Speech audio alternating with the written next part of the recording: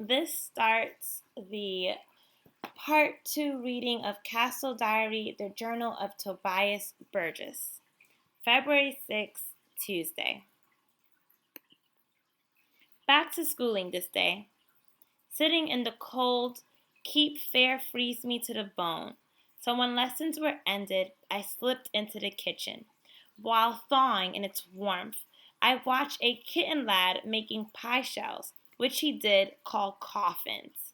Not many minutes had passed before cook espied me heating myself by the bread oven. He asked my business there, and when he learned that I had no task, said, "There is no room in my kitchen for useless bodies," and set me to copying from a pile of recipes that he had. They were much splattered, and a few even smelled of the dishes they described. Some were most strange, especially a salad made with cock's combs and hen's feet. For writing on, cook gave me some old scraps of parchment. Many had to be scraped clean before I could use them again.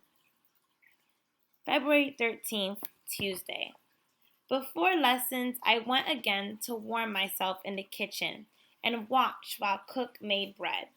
He and his helpers start work before dawn, and the kitchen was a busy, bustling pace. Cook mixes water and flour with barm. This last stuff he gets from the brewess in the village, who calls it yeast. His work is to make ale for the castle, and as it brews, she scoops off the barm that floats on the top as foam. This barm forms bubbles that swell the dough, making the bread light. Cook kneads the dough in a throw made of the hollowed out half of a tree trunk, then shapes it into loaves and leaves it to rise.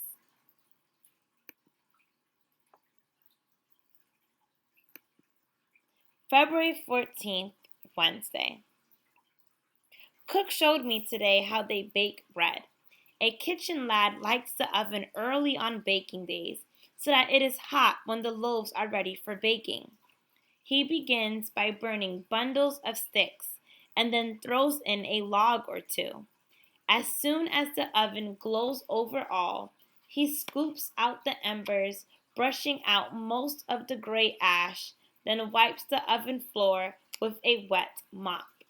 The oven hisses mightily, and steam continues from its mouth like the breath of a dragon. Cook then sets the loaves into the hot oven with a wooden shovel he calls a peel. They bake here 3 kinds of bread. Cook made me miniature loaves of each sort, and all the kitchen staff rested at their work to watch me taste them. The best, called manchet, is made from sifted wheaten flour, and is the white bread we eat in Hall. The second, brown cheap bread, I knew also, for I had seen some of the servants eat it. The last, which I did not know, they call brown bread. It was horrible, and I spat it out, which caused great mirth among those who watched. I learned later that only dogs and horses eat such bread. It is baked to use up the bran the miller sieves out from the wheat when he makes white flour.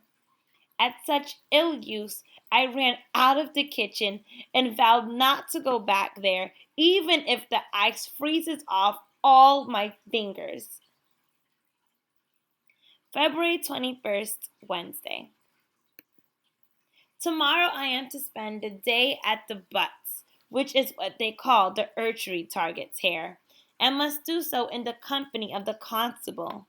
Part of his work as warden of the castle is to train the castle guards and ensure that they are constantly ready to ward off an attack. To this end, he and his men practice their fighting skills as often as the weather and their other duties will allow.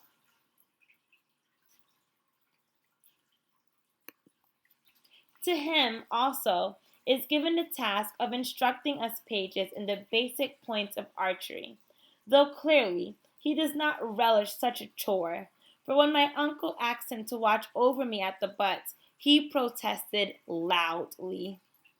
He said that I was old enough to look after myself, which is true. But my uncle silenced him, saying, "Hush, man, 'tis just for one day. Once he has the hang of it, he can practice without your help. But this is my brother's only son. What say he if the lad be spiked with an arrow on his first day at yonder butts?" February 22nd, Thursday. This morn, the constable and I ventured out together to the butts beyond the north wall, each of us pretending that we were alone. At home, I have a bow which father fashioned for me, but when I saw what they were, when I saw what they call here a boy's bow, I knew mine was but a toy. My new bow is made of yew wood, and is as tall as me, straight as an iron rod. It is almost as stiff. To bend it and fit the strings takes all my strength. My arrows are the perfect twins of those the castle guards use, but done in miniature. They have real goose feather flights, which are supposed to make them fly straight at the target. Oftener, though, my arrows fly elsewhere when I let go the bowstring. I had thought that my practice with arrows in the orchard at home last summer might be some help to me in this new endeavor, but I am by far the poorest archer in the castle. March 3rd, Saturday. Have been neglectful of my journal of late, for studies and other tasks fill the daylight hours, which when it is light enough to write. I made this entry in school while I did pretend to be studying my numbers. At the butts yesterday, one of the archers showed me why his kind are so feared by our king's foes. With bow in hand, he stood before a tree with a trunk thicker than my chest. He pulled back the bowstring until the vein stood out upon his face, and when he loosed the arrow, its head passed clean through the tree trunk and pierced the other side. Seeing this, the other archers jeered that he was showing off, and four more of them repeated his trick. But then, when he let fly 13 arrows in a minute, none took up his challenge to better him. March 9th, Friday. Practiced archery again today. This time I was much better, and I pulled the string right back. But when the constable saw this, he gave me a bigger bow. So once again, I am the castle dizzard at the butts. Of 12 arrows I shot with my new bow, only 4 hit target, while 7 fell on grass. One killed a sparrow in flight. Those watching cried, "Hail!" and clapped. So I bowed low to them and said, "Not that 'twas but a fluke." March 11th, the Lord's Day. With much ceremony, a special dish was placed before me at dinner today. Baked on a skewer was the bird that I had shot. Cook, whose justice was, called it sparrow a la arrow, and though there was scarce a mouthful of meat on the bird, it tasted well. March 12th, Monday. This morn I overheard my uncle say he was to visit the castle armory to see about some small changes to his helm. He wishes it to weigh less heavy on his head, yet better protect him at the jousts. Of this tournament I knew nothing, but I begged his leave to accompany him. In my excitement I quite forgot myself, and began to say, "Uncle, tell me more about," for I desired most keenly to learn of these jousts. But then I remembered my manners, and blushing began anew. "My lord, if it pleases you, pray tell me more about the tournaments." This made him laugh, and he spoke freely about it, saying that the jousts are to be held as usual on St. George's feast day, so I must wait 6 weeks. Within the armory, they make and mend all manner of weapons as well as armor. But the noise of hammering and the heat from the furnace in which they softened the metal were so great that they made my head whirl. 'Tis certain the sound has made the armorer and the smith and their apprentices as deaf as beetles. For to make myself heard, my uncle had to bellow like a braying ass. February, March 16th, Friday.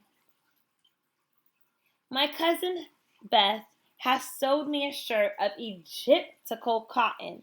I have never before had such dainty garb.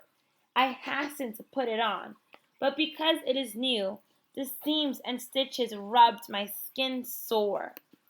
Humphrey and Oliver both laughed at this and called me chrisomer and nigget and moonling. They are accustomed to new clothes and will suffer them until washing softens the folds. But I would rather wear my old linen shirt, for though it is more common, 'tis also more comfortable. March 19th, Monday. Played at nights with Mark, Oliver, and Humphrey today. As Mark is bigger than me, he was the horse and I rode his back. We won.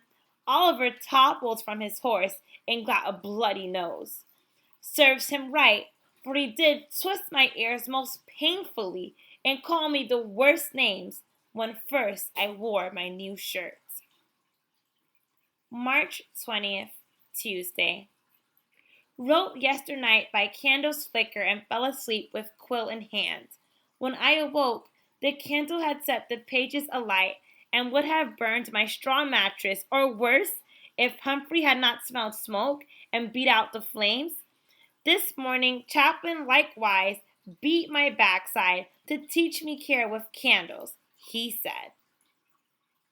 Ate saltfish again today. Disgusting!